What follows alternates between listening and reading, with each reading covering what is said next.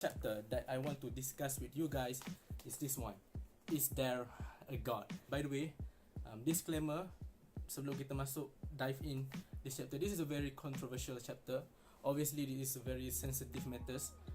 Kita nak bercerita tentang Tuhan, kita nak bercerita tentang our belief, our faith and stuff like that. So first of all, don't worry if you ever want to read this, you don't have to like, okay, takut kalau dakyah you terpengaruh ke apa, tak perlu risau.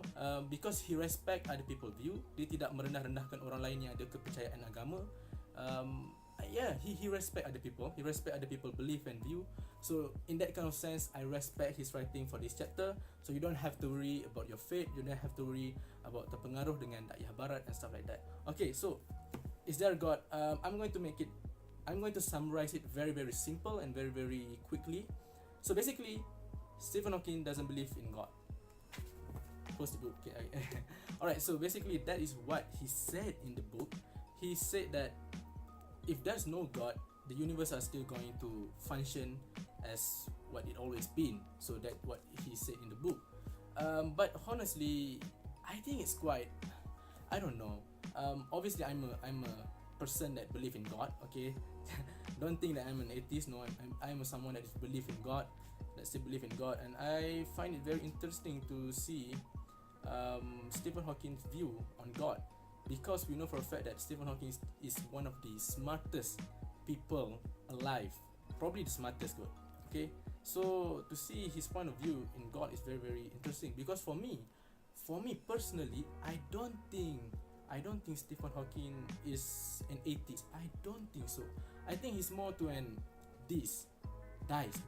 So this adalah orang yang percaya kepada Tuhan, tetapi dia percaya juga bahawa Tuhan tidak akan intervene dalam urusan universe. So macam mana wujudnya penciptaan planet, bintang, galaksi, black hole dan sebagainya yang kena mengenai alam semesta ni, Tuhan tak akan masuk campur. So that is this. So maksudnya dia percaya bahawa ada Tuhan, tetapi dia percaya juga bahawa Tuhan tak sepatutnya masuk campur. Sebab because that is law. By the way, disclaimer, this is what Stephen Hawking believe, not mine. Okay, not mine. I'm not talking about mine right now. I'm talking about Stephen Hawking's. So I don't think he's an atheist actually, because in this book, in this particular book, he mentioned the word God a lot in this book. Walaupun bukan the first chapter. I mean, the first chapter obviously is there a God, memang bercerita tentang Tuhan saja, tetapi in other chapter as well, he do talk about God as well. He do mention the word God. So I find very interesting for someone who doesn't believe in God but mention the word God a lot in their book. So I find it very interesting. So I don't think he's someone that doesn't believe in God. I think he's someone that has a love-hate relationship with God. So I think he's in that kind of category. Okay, so that's for the first chapter. Okay, so next one, I want to talk about something much more interesting. Okay, I don't want to talk about Big Bang and stuff like that. How did it all begin? Because that one, I want to make another video about that. I want to touch something about is there other intelligent life in the universe? Why? Because when I heard title of the chapter, the first thing that came into my mind adalah alien. You know, when we talk about intelligent life ataupun intelligent species, we think about this alien, you know, kepala besar, mungkin ada tentacles, stuff like that. So we imagine that. But surprisingly, in this book, Stephen Hawking actually gambarkan intelligent life tu for an AI. AI. So basically, he talk about this machine, he talk about this understanding of AI, artificial intelligence, as an intelligent species. So which is for me is very interesting, because obviously bila kita bercerita tentang species, right, especially intelligent species, not animal species, when we talk about intelligent species, we are going to think about those aliens kan. Tetapi Stephen Hawking, he has a different view on it. He said that artificial intelligence is the intelligent species yang paling dekat, yang paling possible untuk kita berjumpa. So the question is there other intelligent life in the universe? He said that yes, and it is the AI. So then we enter this very technical chapter, which is can we predict the future and what is inside a black hole. For those people who are not taking any science subject in high school or in university, you don't have to worry actually, because it's not going to be that hard. You're still going to understand it. Okay, alright. What is inside the black hole is actually very technical chapter. If I explain to you guys, I don't think you guys would understand too. So I'm not 100% understand this chapter, but what I'm trying to say is that you know what? How about we make another video just about that? Alright. So yeah, that one. See you in the future. Okay. So another chapter that very interesting is time travel possible? So basically we know that everyone wants to travel in time, because we know for a fact that kita adalah manusia, kita adalah spesies manusia yang hidup dalam dimensi keempat, but a prisoner to the time, because we have all of these three axes, which is X, Y, and then Z, and then kita boleh bergerak ke depan, ke belakang, atas, bawah, kiri, kanan, right? Kita boleh bergerak. So those three axes, we are free, we have an access to it. But for the fourth axis, which is the time, kita tak boleh nak pergi ke masa lampau, kita tak boleh nak pergi ke masa depan. So we are prisoner of time. So the question is, can we travel in time? Is it possible? Short answer is yes, possible untuk travel ke depan. Tapi you know, bila kita bercerita tentang time travel ni, everyone wants to know about travel backwards, right? Kita tak kisah pun masa travel ke depan, kita nak travel masa lampau. So short answer, travel ke masa depan possible.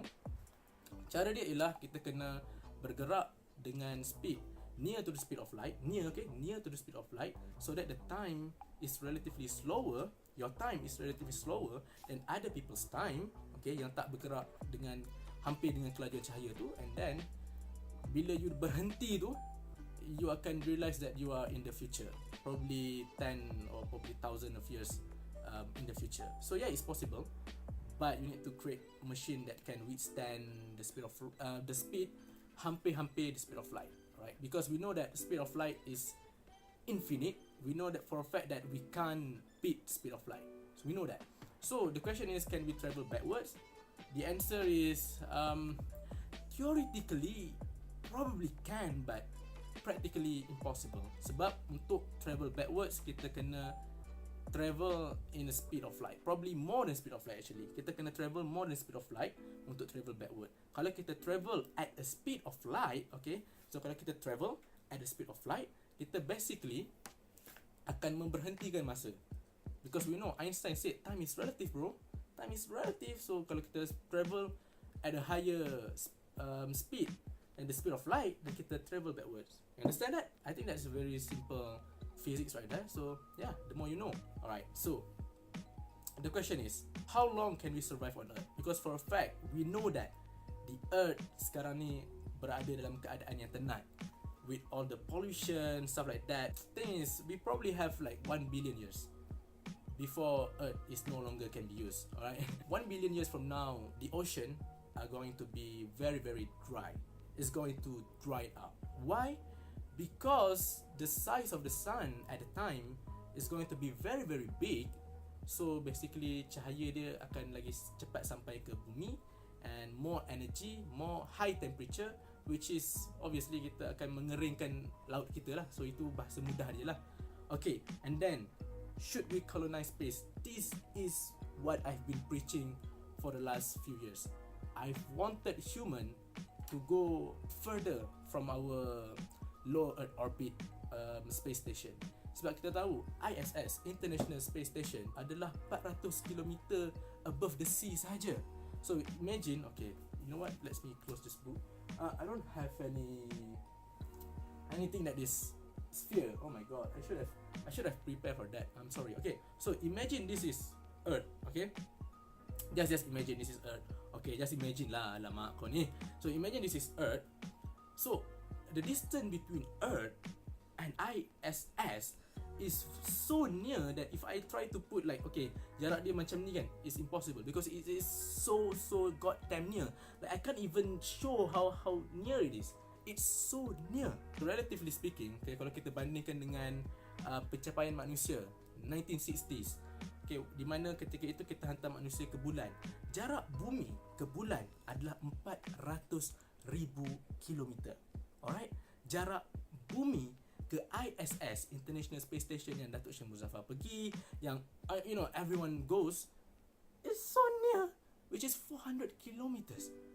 Can you imagine that? That is so. The question is, bila lagi kita nak hantar manusia untuk pergi ke tempat-tempat yang lain? Because we know for a fact 1 billion years from now, bumi akan tutup kedai, dah tak boleh ada kehidupan kat sini, because water is going to be extinct.